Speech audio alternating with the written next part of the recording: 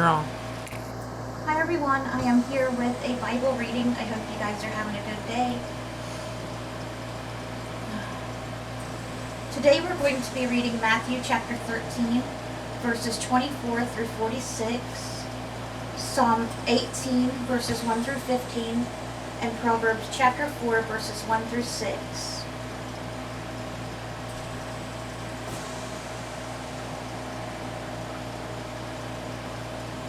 Just an update, I'm in a lot of pain. Still getting a lot of blood, horrible thick blood and mucus out of my nose and lungs. It's really thick, bloody, and disgusting. I mean thick like you've never seen thick before. I thought I had mucus bad before, but my God. It's thicker than the thick rubber bands that they have. I mean, you could stretch it a mile. It's disgusting, I know, but I need somebody to talk to. Sherman's still sick. I just wished he would get better. They kept him in the hospital, only one day, and he was at the hospital twice. But he's still got an awful cough. I don't got a cough like that unless I'm, coughing up something. But he's got to take care of me because I can't take care of myself. And he can barely take care of me because he can't take care of himself. I just got done calling the health department trying to find out when his quarantine's up because we need some stuff from the store, but we're not allowed out. Of course I won't be going out anyway. But I have no choice but Sherm to have to when his quarantine's up. But they had me on hold, so I had to leave a message. So I'm not sure when his quarantine's up yet. Definitely need some tissues and, stuff like that. But I have weighed myself yesterday. I've lost 33 pounds since being in the hospital.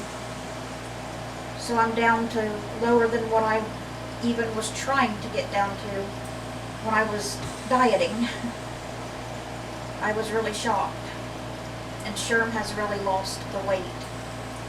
He looks really sick, and it makes me sick to see him look that sick. But it just feels so good to be home. I'm still really shaky. I don't know why. They was giving me insulin in the hospital, which I've never had before, because the steroids that they had me on, which they sent me home with as well, 3 a day, dexamethasone or something like that. Anyway, I take 3 a day, and they said that it will make my blood sugar go very, very high. But they never gave me no insulin, so I don't know what I'm supposed to do about that. So I just been taking the steroids and, just going with it. So I was used to getting blood thinners in my stomach every day at the hospital. The insulin, the steroid injections, the IV injections, all that stuff. All I did was get done taking medicine and shots. Like you see it here in my neck, I still got a bandage here. I need to call the hospital and ask because they never told me when I could take this off because they sewed a thing into my neck the first day I was at the hospital in the emergency room because I guess I was so weak and my blood pressure was so low. They thought that's going to have to put me in the ICU. And they pumped 4 bags of fluid into me just to get my blood pressure raised, but they had to sew a port into my neck. And they came in every day and was sucking blood out of my neck out of it. And oh God, if God wasn't with me, I could not have handled what I went through. Let me tell you that right now. That when you could hear it coming out, it was the most disgusting thing because me and blood do not get along at all. And then I had to have them, without even numbing it, they cut it back out of my neck. They unsewed it and took it back out. And they plugged it with this mesh and bandage and stuff. So it's like a plugged hole right there. It's starting to itch. And I don't know. They never told me when I could take it off or anything. So I wasn't treated very well up there. I was very happy to get back home. It's very lonely and scary when you've never been away from home before and nobody's allowed to come see you. And I had a nurse up there screaming at me because I called my family. She's screaming at me. She came in the door, slamming the door open, and said, "Why did you call your family?" She got mad because my family was calling up there, and then she got mad because of other things. And then I told her, "I've already talked to this person that you said I had to talk to." And she said no, and went out and slammed the door, calling me a liar. But of course I was not lying, and she found out that I wasn't. But she was very rude and cruel. She left me in there crying in tears. But you push the buzzer, the nurse's button, and they wouldn't come in. They wouldn't answer the buzzer. They wouldn't say, "Can I help you?" for like an hour or two later. And by that time I had already managed to unhook myself and go to the bathroom and everything myself and hook myself back up. It was a nightmare. Sometimes they would only give you a tray once a day. And if I didn't eat breakfast, they wouldn't bring me any more food at all. I didn't get a bath the whole time I was there, a gown change, nothing. Didn't get washed off, nothing. The whole time I was there. I was so hot. I had to beg everybody for a cold rag at night. You had to beg for ice water. And every time you would ask somebody for ice water, they would say that they would give it to you. And they'd go out, but they'd never come back. And I kept telling people every time they said they would, I said, "I would really, really appreciate it. My mouth is so dry." I could barely talk, Layla. I could barely talk. My lips were so dry. By the time I got something to drink, I couldn't even suck the straw. I could not even suck the straw to get anything. That's how dry my mouth was. That's how they left me up there. That's the God's honest truth. There was one little girl up there that was friendly with me, and she wasn't there every day. She was there at night for the last 3 nights. And she helped me. She was the only one that helped me. She said, "You know, if you don't ask me, nobody else is going to do it." She knows. That pretty much tells you how it is. But her name was Kelsey, and if it wasn't for her, I wouldn't have got through, I don't think. She's the only one that really cared. Her and that one male nurse I had, that I didn't see him for the last 3 days. But I'm so glad to be home. It was awful. They treat you so bad. I don't know why. I could not be a nurse if I wanted to treat people the way they do. Let me tell you that. I don't know how some people have that job. I don't. And the way that nurse treated me, yelling at me like that, and not wanting me to call my family, and my family calling up there. He was like a prisoner. They treated you like a child, just screaming at me and slamming the door. She shouldn't be working there. I felt nothing but alone.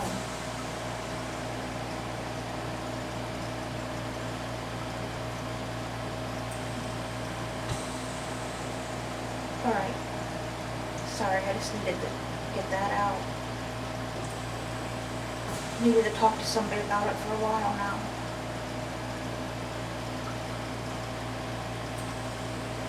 We're going to start today with Matthew chapter 13, verses 24 through 46.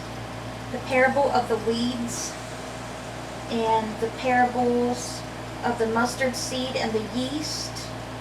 The parable of the weeds explained, and the parables of the hidden treasure and the pearl. Okay, so let's begin. Jesus told them another parable. The kingdom of heaven is like a man who sowed good seed in his field. But while everyone was sleeping, his enemy came and sowed weeds among the wheat and went away. When the wheat sprouted and formed heads, then the weeds also appeared.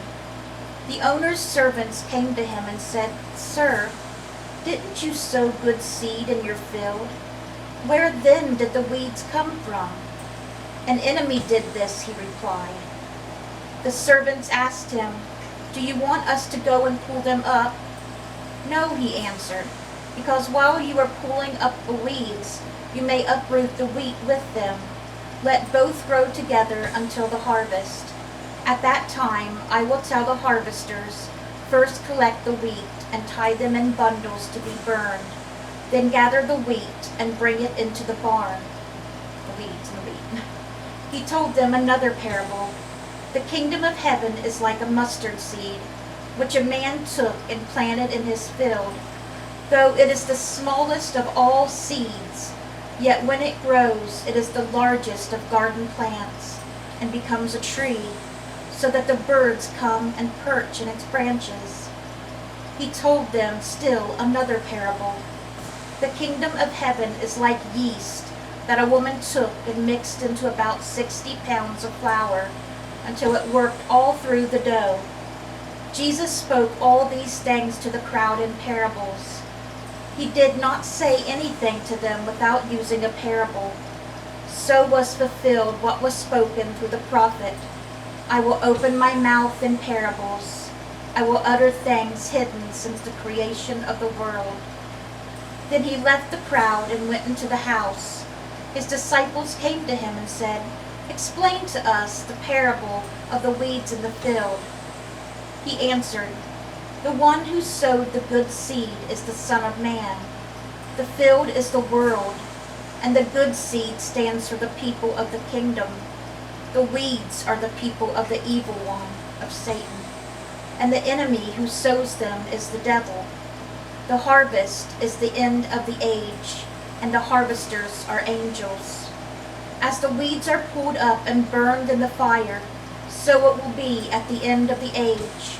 The Son of Man will send out his angels, and they will weed out his kingdom. Everything that causes sin and all who do evil, they will throw them into the blazing furnace, where there will be weeping and gnashing of teeth. Then the righteous will shine like the sun in the kingdom of their Father. Whoever has ears, let them hear. The kingdom of heaven is like hidden treasure in a field. When a man found it, he hid it again. And then it was his joy went and sold all he had and bought that field. Again, the kingdom of heaven is like a merchant looking for fine pearls. When he found one of great value, he went away and sold everything he had and bought it. And that is where we're stopping with Matthew today. Psalm 18, verses 1 through 15, for the director of music of David, the servant of the Lord. He sang to the Lord the words of this song when the Lord delivered him from the hand of all his enemies and from the hand of Saul. He said, I love you, Lord, my strength. My Lord is my rock and my fortress and my deliverer. My God is my rock in whom I take refuge. My shield, the horn of my salvation, my stronghold. I called to the Lord, who is worthy of praise, and I have been saved from my enemies. The cords of death entangled me. The torrents of destruction overwhelmed me. The cords of the grave coiled around me. The snares of death confronted me. In my distress I called to the Lord. I cried to my God for help. For his temple he heard my voice. My cry came before him into his ears. The earth trembled and quaked, and the foundations of the mountains shook. They trembled because he was angry. Smoke arose from his nostrils. Consuming fire came from his mouth. Burning coals blazed out of it. He parted the heavens and came down. Dark clouds were under his feet. He mounted the cherubim and flew. He soared on the wings of the wind. He made darkness his covering, his canopy around him, the dark rain clouds of the sky. Out of the brightness of his presence clouds advanced. with hailstones and bolts of lightning. The Lord thundered from heaven. The voice of the Most High resounded. He shot his arrows and scattered the enemy. With great bolts of lightning he routed them. The valleys of the sea were exposed, and the foundations of the earth laid bare at your rebuke, Lord, at the blast of breath from your nostrils. And that was Psalm 18, verses 1 through 15, a song to the Lord from David. And ending today's Bible reading is Proverbs chapter 4, verses 1 through 6. Get wisdom at any cost. Listen, my sons, to a father's instruction. Pay attention and gain understanding. I give you sound learning, so do not forsake my teaching.